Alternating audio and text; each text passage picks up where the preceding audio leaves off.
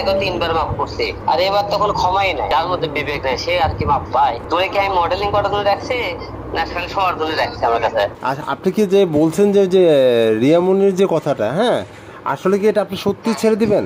হ্যাঁ সত্যি ছিল, কথা একদম বাস্তব। আর আপনি কি মানে মানে মন থেকেই বলতেছেন একদম ছেড়ে দিবেন? একদম একদম একদম একদম মন থেকে। কারণ এর আগে মনে করেন অনেকবার মাফ করছি, বুঝছেন? এর আগেও 3 বার মাফ করছি, কিছু ক্যাসাল হলে সে মানুষের ভিডিও হয়ে যাবে না। আর এবার তো কোনো ক্ষমাই নাই। আমার বাপ, যেহেতু আমার বাপ হসপিটালে, যার মধ্যে বিবেক নাই সে আর কি মাফ পায়? এটা তো সেক্রিফাইস করার প্রশ্নই। আচ্ছা আচ্ছা ভাইয়া, যদি রিয়ামনি আপনার কাছে মানে ক্ষমা চায় বা মাপ চায়, সেক্ষেত্রে কি করবেন? না, মাপ পাবে না। কারণ এর আগেও অহম করছিল, কোরআন সত্যি বলছিল, কোরআন সত্যি বলছিল জীবনে আর এইরকম কাজ করবো না। কোরআন সত্যি করার পরে সেই কাজ করছে, যে কোরআন অবমান করে আর আগে করছে, ক্ষমা করছিলাম তাকে, আর ক্ষমা করি? আর আপনার বাবা যখন হাসপাতালে ছিল একদিনও যায় না দেখা করতে? গেছে, 1 দিন 2 দিন গেছে। ওইটা তো এমনি এমনি গেছে, এক ঘুরে যায় 2-3 দেখা করে ভুলে করে চলে আসছে। আর বাবাকে গু ধোয়া, মুখ ধোয়া, ওষুধ খাওয়া, বাবার পাশে রাত দিন চোখ ধরে একটা মেয়ে মুষ লাগে, সেই লোকটা কে থাকে ভাই? আমি বাবার হালে থেকে ঘুম উঠতেছি, ও বই তাহলে তুই থাকতে তোক দেখে কি করবো?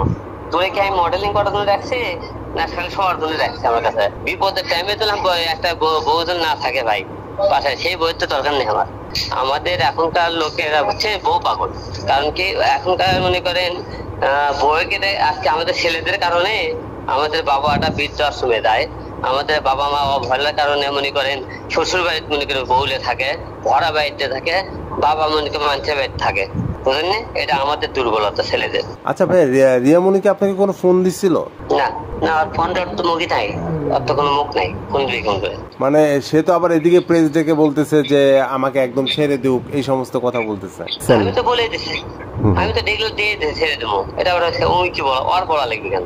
আমি তো নিজেই বলছি আমি ঢাকা থেকে ছেড়ে দেবো, সেটা ওর বলার তো প্রয়োজন নেই।